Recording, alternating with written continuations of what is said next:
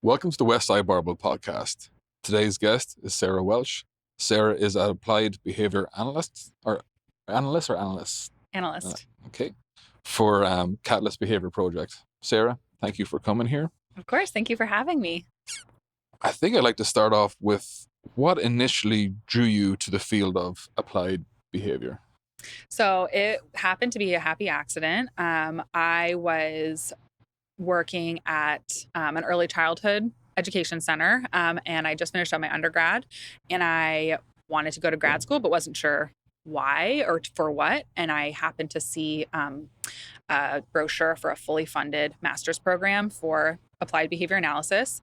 And my thinking is always, if someone's willing to pay for it, that means that there is a need. And so I applied and fell into this master's program and ended up absolutely just dying over this science. It's like the coolest thing I've ever heard of. I mean, the first day, my first grad class, I was like, oh, this is what I want to do forever. And so it was really just kind of a happy accident, but that is really what drew me to it. And then what kept me there was this idea of behavior and the way it is formed, right? And applied behavior analysis is the science of human behavior, and not just understanding behavior, but changing it, and like actively going in and intentionally manipulating our environments and our own actions to create like sustainable long-term behavior change. What are the core principles that guide your work?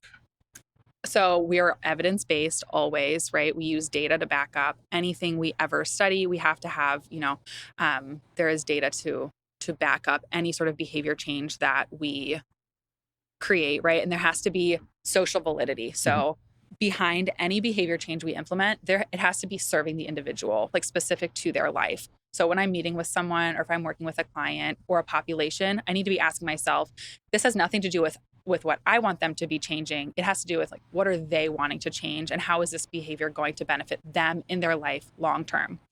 We rely a lot on observable behavior. So rather than thinking about covert behaviors or private events like thoughts and emotions, we will measure progress based on actions and like goals that we can observe. So while we do take overt or private covert behaviors into account, that's not our primary focus. It's more, what are the actions an individual is taking and how can we change those?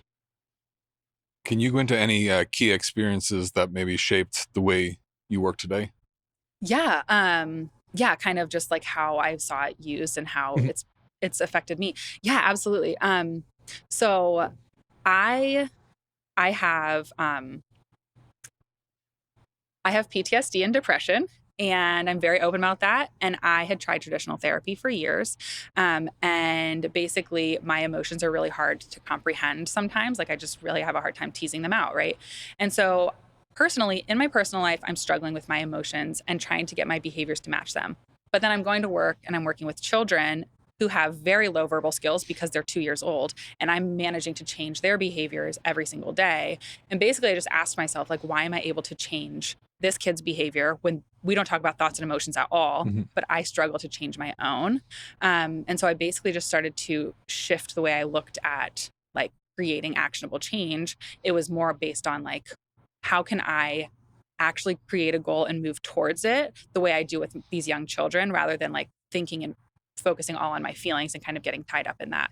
So basically I just started applying those same principles that I used with young children, and it kind of expanded on that and looked at adults everywhere and, just everyone, why are we so caught up on these, like what's going on inside so much, and we lose focus of like, well, we could actually change our behaviors first, and like thoughts and feelings will follow. And what's amazing about that is that we see change faster, right? So like if our actions change, we can see us getting towards these goals more quickly, rather than, kind of trying to muddle through all of these thoughts and emotions that sometimes just feel unmanageable. It's such an interesting industry and aspect. And when we first met, I never really thought about behavior separate, in that behavior affects everything and everyone. And working with athletes, we're like, well, I really am trying to, lead them through positive behavior change, right? Through training and through methods. And for this podcast, I was going back and forth. Well, how can we convey to our listeners and viewers, well, how does ABA come into training? Yeah. So if it's okay with you, I have a scenario. Yes. And if I can read through this, and then we use that to base the context of the main part of this podcast on of how it applies in our demographic working with athletes. Absolutely. So forgive me, everyone, you're going to listen to my voice for a rather long time. But here's the scenario. You're working with a professional athlete who has been struggling with consistency in performance during high-stake events. Despite being highly skilled, the athlete experiences fluctuations in focus and motivation, especially under pressure. The coaching staff believes that while the physical training is good, there may be underlying behavioral patterns affecting the athlete's mental game. They've brought you in to apply ABA techniques to help the athlete maintain focus, improve consistency, and enhance overall performance. The key details in this is the physical condition is optimal. All tests show that they are in peak physical health. The inconsistencies seem to be mental, with a noticeable dip during critical moments in game time. The coaching staff has observed that the athlete tends to overthink during high-pressure situations. And lastly, the athlete has expressed frustrations at the lack of confidence in their ability to perform under pressure despite doing well in practice. Okay. Read it again. Oh, I'm joking. So using that as context, if we brought you in to work with this athlete, now I know we haven't given you a sport and we can attach that to any sport. How would you approach this? Yeah. So first thing I would say right off the bat is I am not an expert in athleticism. I'm not an expert with athletes. I'm an expert in human behavior. So I would absolutely be relying on the coach specific to that individual sport and also the individual himself or herself, talking to them and asking them about the sport, getting to know the environment, right? So I'm coming in there as a behavior coach and a behavior specialist while they are the expert on themselves and the sport that they play. So what I would likely do is really start to think about the environment in which they're engaging in this behavior, right? So if it's happening during like high stakes events, so, what is happening around them during those?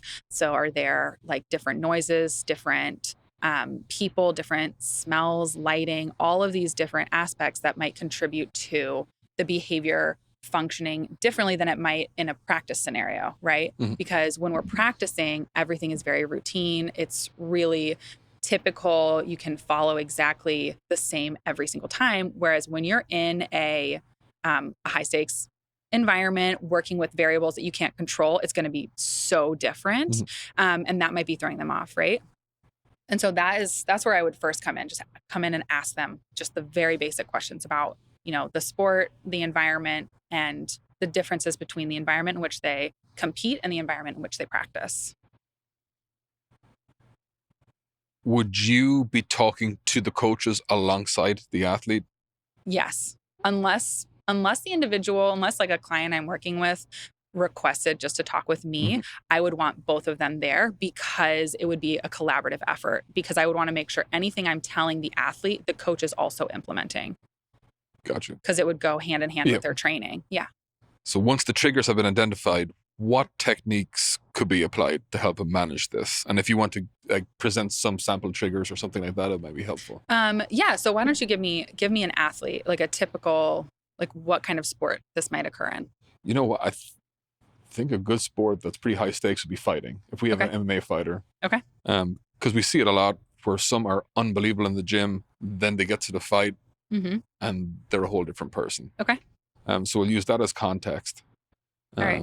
Then I think a trigger for them is maybe when they get to the event, leading up, lack of sleep the night before, the doing all the media before an event, cutting weight, all these factors, and now you have to perform in front of 20,000 people streamed all around the world. Right.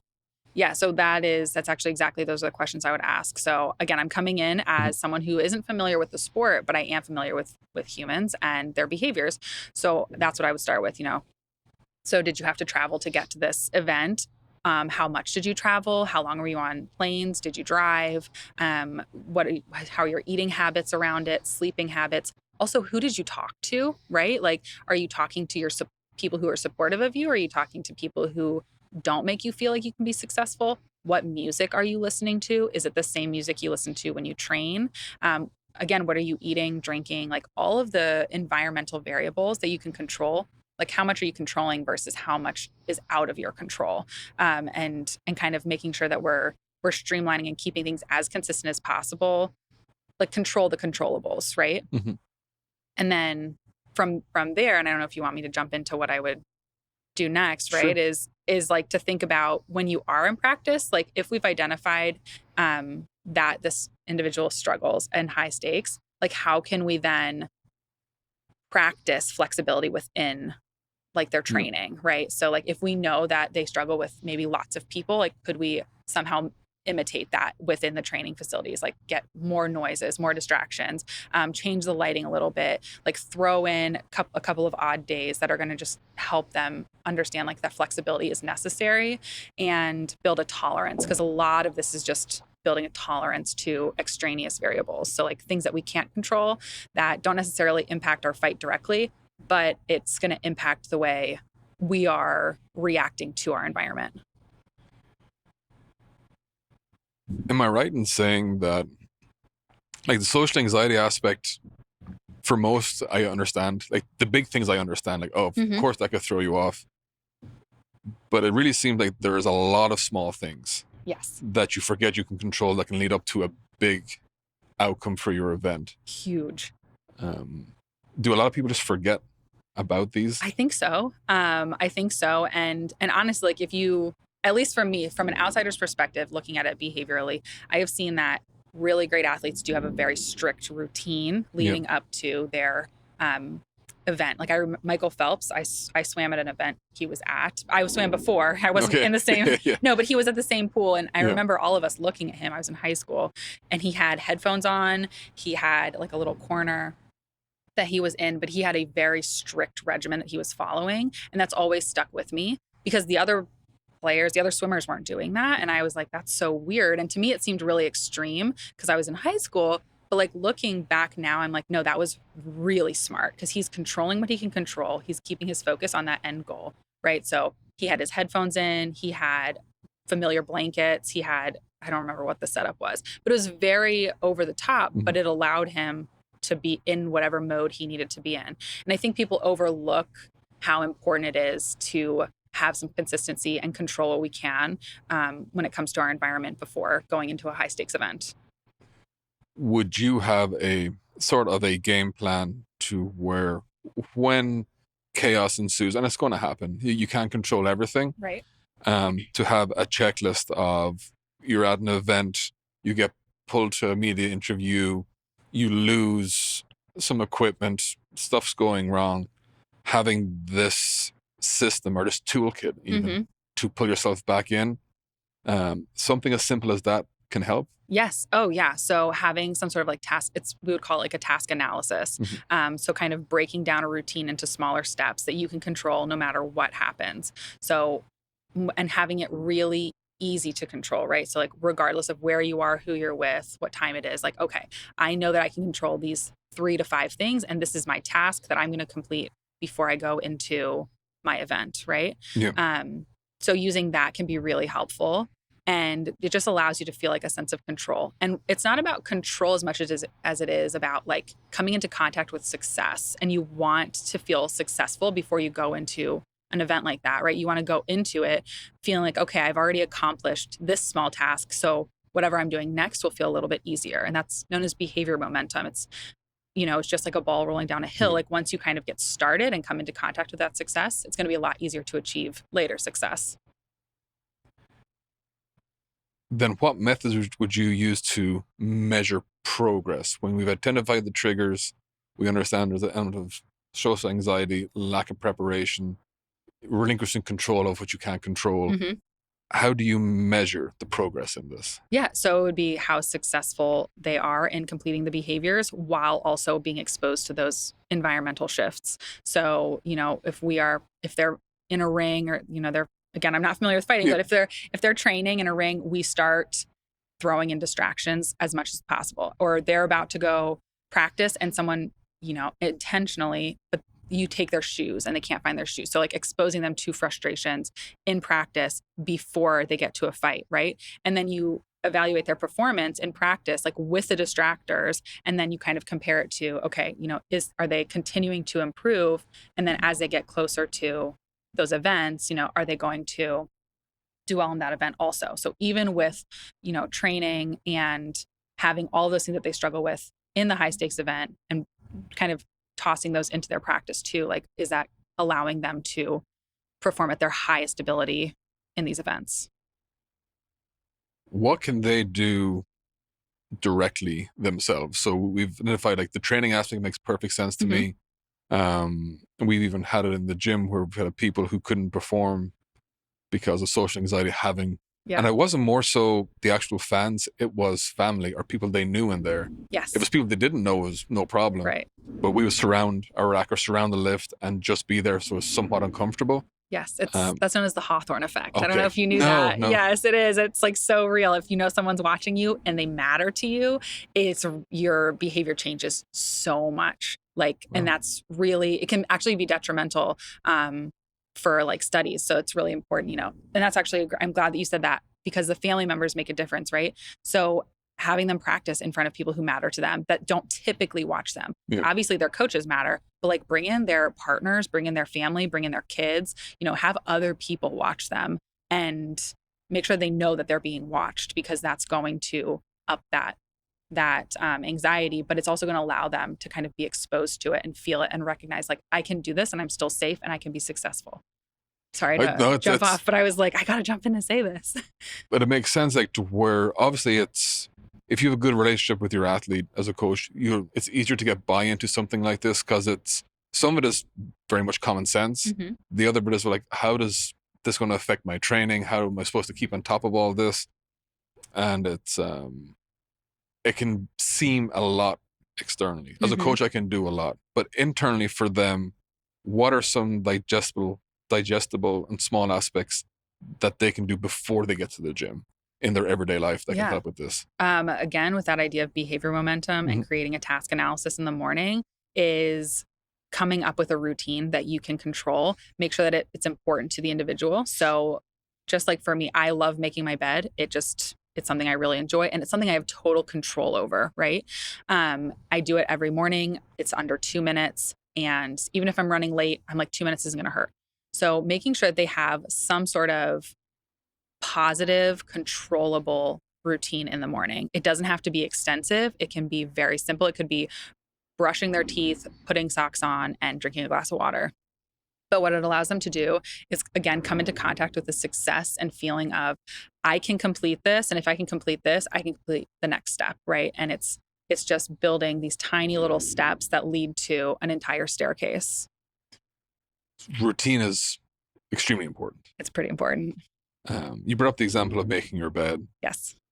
And I've seen athletes who, that's like, there's so many authors and psychologists out there who use that. Like obviously you've got Jordan Peterson, you got, I think, Adam McCraven, who all start with this. Yeah. Then there's people who hate making their bed. I know. Right? I hate that I'm even one of these people who likes making their bed. But then they'll force themselves to make their bed because they think this is the routine I need to do. But they bite off too much they can chew. So they start doing all these things. I'm going to do this. And 2 weeks in, they're like, okay, I'm not making my bed. This is just this. I don't enjoy it. Yeah. When you're doing these, how important it is to actually choose stuff that you actually want to do. I am so happy that you asked this. Making your bed doesn't work for everyone. That's so true. I actually remember making a post about it like on Instagram because my husband hates to make the bed. He doesn't do it. His day would be just fine if he didn't make the bed, right? And it's really frustrating because if you think about making your bed and if you have a wife who has 10 throw pillows on it, now that's a massive undertaking, right? You have to make the bed, you have to put all the throw pillows on it. Like that's a whole routine. And so when you're looking at not engaging in a routine, and now you have a 15-step routine, that is so unmanageable and overwhelming for the average person. Like I would not recommend doing it. So I recommend starting with something you know you can do and you're likely already doing. So if you get up, you're probably going to brush your teeth. So hopefully, get up and brush your teeth. And there we go. There's one thing on your list, right? Drink a glass of water, another thing on your list. Then maybe add one more very simple aspect of your routine. Again, that you can control, quick and easy. Maybe you put moisturizer on, like something that is very tiny, and you just add to it and it kind of compounds over time. Like we're just going to stick with the making the bed example. I didn't make my bed always. It's not something I enjoyed doing. But at some point I realized it allows me to feel control. Having a clean house is important to me. And so that's a value. And so this is a value driven behavior. And I was like, I'm going to make the bed. And I kept it really simple. And now we do have throw pillows. But like initially it was really just like, I'm just going to straighten out the blanket and that's all it is. And that for me was enough. And over time, I increased what I was expecting of myself. So first it was just straightening the blanket. Then it was, throwing on a couple extra pillows, whatever. And it's the same in sports, right? Like you start with these low stakes, these low expectations, and you slowly, incrementally increase it as your tolerance and your ability to manage your time and your strength increases. All of that grows too. So now, it's no big deal, right? For me to spend and honestly, 2 minutes is a long time. So, but 2 minutes to make my bed as opposed to 15 seconds when I first started, when you just shake the blanket over and it's like, great. So it applies to every aspect of life. Start small, start manageable, and slowly, incrementally add steps until you're at the top. So with that, yeah, if you have a problem with incremental steps, and I'll speak from example from my own, to where the size of the step you take, trying to judge that can be an issue. So when you want to introduce some sort of challenges into that, and we got to a point where like, okay, I will drink water, put on my socks, brush my teeth. That's going to be guaranteed. Yep. Now I'm going to introduce a challenge. Now that challenge could be making your bed, or I'm going to go run and do stuff I hate. How do you gauge, like, how small should that jump be in the increments? And to tie it back into what we do, should I be looking at a 25 pound to a 50 pound jump, or should it be a 1 pound, 2 pound, 3 pound and build upon that? So again, it's kind of what you think you can already manage. So I work as a lifestyle coach. So I work with people who are they're trying to do this, right? They want to change their behaviors long term. And I start with, what are you doing right now? Like, what is sustainable? So if you want to go for a run in the morning, which you said you don't like, first of all, I would just ask, why are you running if you don't like it? Like, how else could we get this goal achieved? I ask myself the same thing. Yeah, right. So I'm like, if you don't like to run, maybe we could find something else. And like asking, what is the point behind it? Like, what are you trying to achieve? So that's a big thing. And how quickly do you need to achieve it? So there's that aspect. And I guess that's like the biggest thing is I would ask them, why are we creating this? Why are you interested in making this massive jump as opposed to like incremental steps and then going from there? Because there are ways to make bigger jumps. It's just more time intensive, takes a lot more focus, and the energy expenditure is so much higher. It's known as response effort. Like, we are less likely to engage in a behavior if it takes more energy and effort. So we're not going to engage in it, right? And then if we do engage in it and we're not successful, then we feel punished and we're not going to do it again. So we want to make sure that, again, this idea of coming into contact with success as frequently as possible, because the more successful we are with the behavior, the more likely we are to do it again and again. So what you can do in your individual day-to-day life can carry over to a scenario like this, to where how you wake up that morning. Yeah. All these things can help that performance in the field, in the ring, in the octagon, wherever you are. 100%. Like, a behavior isn't mastered. This is what we say in like my world is like, a behavior isn't mastered unless you can do it in any environment, right? Like, and I don't know. I have an example, but I don't know if your demographic will get it. But yeah, I'm going to go with it. It's like potty training. If a kid uses a potty, it can't just be in one environment. It has to be every environment, right? If they can't do it, it's a failure. The behavior it hasn't been completely mastered. They don't learn it, right? And so again, it's a big jump, but human behavior is so incredible. So your athletes know if they can successfully do it in practice, but they can't successfully do it in a different environment under different stressors, then it hasn't been mastered yet. So we need to go back and rework it, right? Because it hasn't been mastered. It's not it's not a success yet, or they're not contacting it successfully as frequently as they should be. From the coach's point of view, you're working with the athlete, you're dealing, helping them. What should we be doing?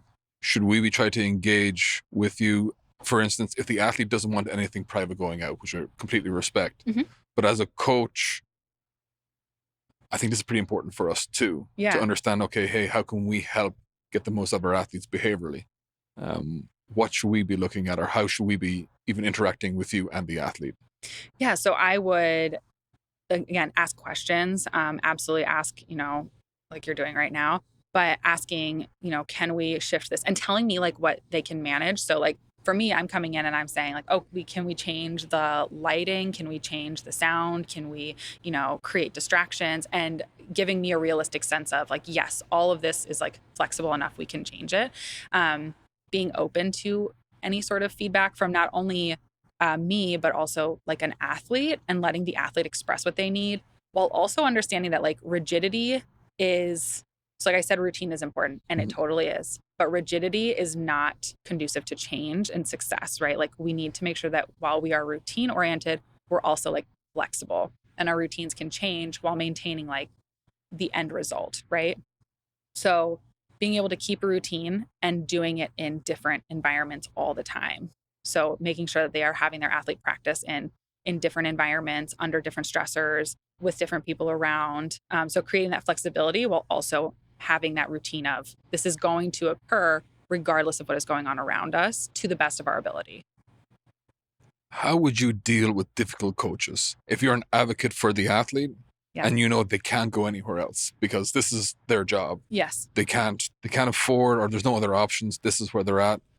The coach is reasonably rigid, maybe from a different time in the world, but that's their way.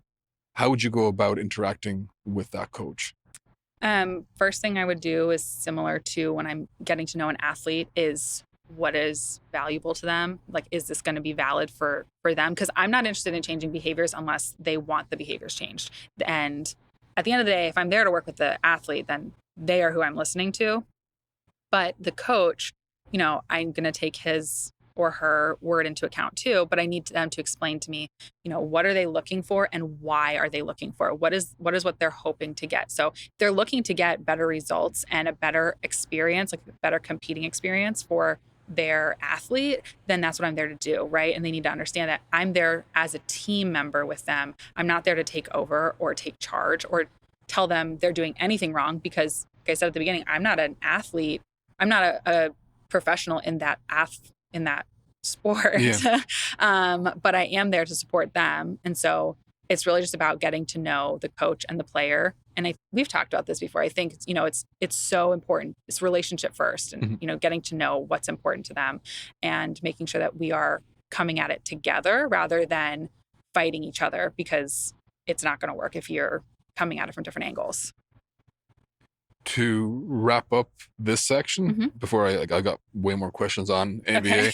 Is there anything else you want to add, or any more takeaways from this scenario? Not for the scenario. Just, I think if you've not heard of ABA yet, I'm hoping anyone listening to this would consider looking into it and reaching out to someone who is familiar with it, because I think athletes would benefit tremendously from the science.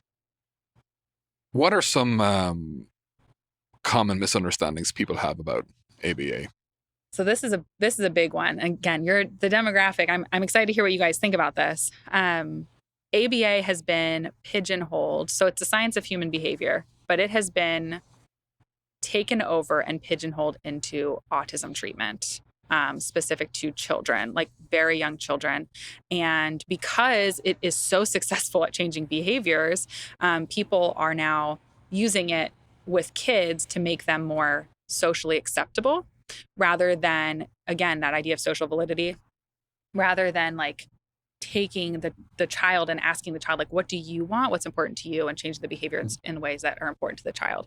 So I'm really interested in using ABA to work with people who are more active and vocal in their role in changing their own behaviors.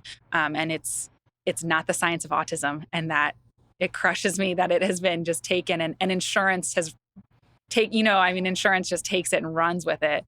So ABA is behavior change for humans, and that's the biggest misconception. So if you Google it, that is what you see, and it's unfortunately just something we're all trying to change in the field. What is the relationship your occupation have with sports psychologists or psychologists in general? Is it positive? Is it negative? Is there? Do they just so positive? Okay. Yeah, so positive. It's so psychologists work really primarily on like the inner workings, right? So, and we call those private events. So those are still behaviors, but they are private. I can't see them. Whereas me as a behavior analyst, I'm looking more at like the expressive actions that I'm seeing an individual engage in. So the psychologists that I have worked with in the past, it's always collaborative, and they allow me to understand more fully like the thoughts and feelings behind a client while I'm looking at the behaviors. So if you're familiar with like the cognitive behavioral triangle, it's this idea that our thoughts and our feelings impact our behavior, right? And that's how we're traditionally looking at it as a society. But what we're forgetting is that it's a triangle, and the behaviors, that third piece, so it's thoughts, feelings, and behaviors. The behaviors impact thoughts and feelings just as much. And so, if we continue to work with psychologists, we can help them help their clients change behaviors first, and then thoughts and feelings can follow, right? And so we're just looking at it in a new way. There's a lot of similarities with how we train our athletes in strength conditioning and the way you work with your clients.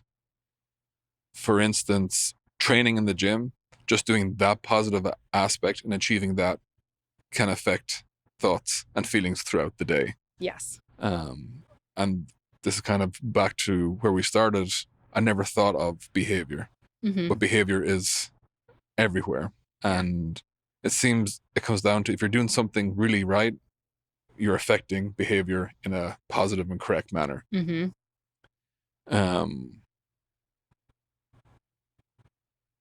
Where is this kind of getting lost? There seems to be a lot of messaging with social media. We have access to a lot of information. But the importance of training, or the importance of getting exercise, exercise for a lot of demographics can help positively impact their whole day to day. Yeah. But it's never really pushed. You said insurance makes a lot of money off medications and other aspects of this. But in what you do, how important is actually physical exertion, exercise? It's really important. I mean,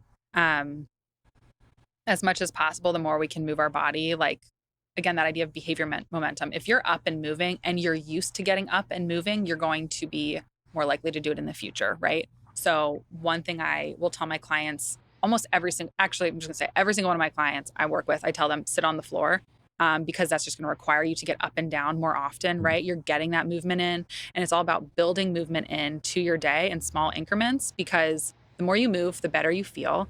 I work with a really great physical therapist, and he and I talk about that all the time, right? Like, he tells his clients, you need to move, but his clients don't follow through. And that's where I really start to come in. And it's like, all right, you're telling them what to do. I'm telling them how to do it, right? Like, to get that movement in, because we know studies are out there. Everybody knows the more you move, the more you exercise, it is good for you. It helps, longevity, quality of life, all of those things. It generalizes to so many aspects of our life, but people just aren't doing it. And it goes back to that response effort. It's so much easier to sit on our phone and scroll. That's very reinforcing. It's so rewarding to sit and look at our phone, right? So easy. When it comes to thinking about getting up and moving, that sounds really hard. And so it's about building it into your day so it seems much more achievable because you've already done it so much. Are you anti-phone or is it probably the behavior on the device? Yeah, it makes me anxious, phones, because the people who are designing phones understand human behavior way better than anybody using a phone, right? It is designed to have you engage with it for as long as possible. And I think a big thing I'm trying to get out there is the more we understand our behavior, the less other people can control it. And so I'm not anti-phone. I'm on my phone. I love it. Social media is a great way for me to stay in touch with friends. I absolutely love this silly videos. I do, but I can easily get sucked into it, right? And I find myself spending 3 hours just wasting my time. And so I do have to be intentional about like putting it down. And I call that recreational scrolling, right? Like you're just scrolling for no purpose. So you got to ask yourself, like, what value is this adding to my life? What am I getting from it? And most of the time we're using our phones to escape, right? And so what are we escaping, and how can we maybe find a way to escape in a healthier way that's maybe more like values oriented, because that's really big, is, again, like that social validity, like what is valuable to me. Scrolling on our phone is not really valuable to anyone, but it's a great easy way to escape reality. It's a hard one for me to digest as a coach. The software and everything we use, it's very phone friendly, and you can record your workouts, your sets and reps. Basically, it's the digital version of a training diary. But then seeing the athletes with a phone in the gym, when you're like, oh, this actually is your chance to escape, that is a relatively new phenomena for us to try to figure out. We've brought phones in to where they record what they're doing, and then you see habit take over, and they'll swipe up, and they're texting someone without even thinking what they're doing. Yes. And it's trying to balance that out. And like, our background is the gym is a safe space. Like your phone goes away, do that. But we have to be cognizant of the generations that are coming through now as athletes, that the phone is as important as a training book. Yeah. It's interesting just trying to see that, to see people not think and not understand their behavior has been affected by, they are now on Instagram. Yes. They went from a training app to Instagram without a thought. Yeah. And Instagram, the people who designed that, they are the same behavior specialists who designed the casinos in Vegas. Like it is made to be addicting, which again, I'm not anti-phone. I'm on Instagram. I love it. I really enjoy it, but it is so dangerous because you are just mindlessly scrolling, right? And it is so quick because it is, again, reinforcing. The more success we have with a behavior, the more we're going to do it. And we know that Instagram is successful at taking our brain off of whatever is at hand. And for so many of us, that is really rewarding, like just to check out for a second. Like you said, that's the gym for these athletes. So if they're in here to escape, they're going to engage in other escape maintained behaviors too, like their phone. Like if they're already in that mindset and that like in that frame of mind. Yeah. I think this, it brings up, it's probably a hard question to answer, but given that as an example, right, you're locked into Instagram and then you have that little jolt that catches you, like, what am I doing? What are some like ABA techniques that our listeners might find useful in their general day-to-day living, or when they get sucked into that deep pit of Instagram? Yeah. So app timers are great. There are more and more apps coming out saying, or even just built into the phone. I have an Android, so I don't know how it is on Apple phones, but I know.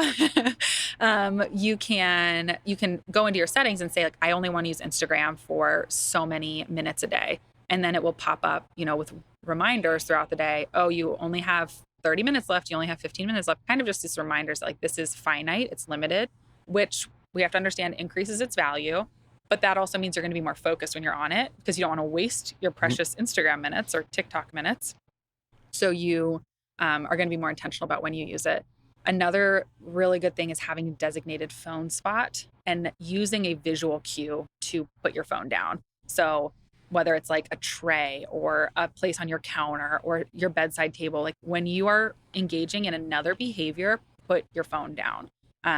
And when you're trying to break the habit initially, and this goes for anything, engage in a behavior that doesn't allow you to scroll on your phone. So like if you're folding laundry, I cannot be on my phone if I'm folding laundry. So like when I'm really trying to detox, I will just keep my hands busy, fold laundry, do dishes, journal. It's not as reinforcing. It doesn't feel as good at all, but it is impossible for me to be washing dishes and scrolling my phone at the same time. For someone interested in ABA, where should they begin their journey? Google will be tricky because it is inundated with so many, again, autism resources, but reach out. I'm always happy to talk to people. There, you can go to the BACB, which is our board, talking through what behavior analysis is. That's a great place. And just like look up behavior analysts. Behavior analysts always want to talk about what we do. We're obsessed with it. And once you start seeing the world through the lens of behavior analysis, you can't stop. So yeah, I would say definitely Google it, kind of shift through what you can, and reach out, if you ever want to me or any behavior analyst you might know. And yeah. What advances or changes do you foresee in the field that you're in? We're about to pop off. Like, it is really, health and wellness is huge. Also veterans, PTSD, people who are struggling with depression. We're realizing, there is only so much work we can do with our mental shifts if it's not translating into like action, right? So athletes, I'm seeing more and more coaches move into like behavior coaches moving into like the athletic realm, health and wellness, doctors, dentists, anyone who's trying to change a person's behaviors long term. We're there to help, right? So like I recently moved into a PT clinic, and I also work with a dietitian. So shout out to Outlive PT and Composition Nutrition. But I work with them, right? Because they have clients that they are trying to change their behaviors long term, but they'd never really thought of it that way. So they're giving them, all of these exercises to do, and they're giving them meal plans, but then their clients aren't sticking with it. And they aren't sure why, right? Like, because they're saying, here's the medicine, just take it. And their client's not taking it. And it's because behaviorally, they don't have a plan that works for them, right? So that's really where I see it happening, is really like more in a generalized medical field, and then also just general population, people who are looking to break bad habits and create new, healthier, more fulfilling habits.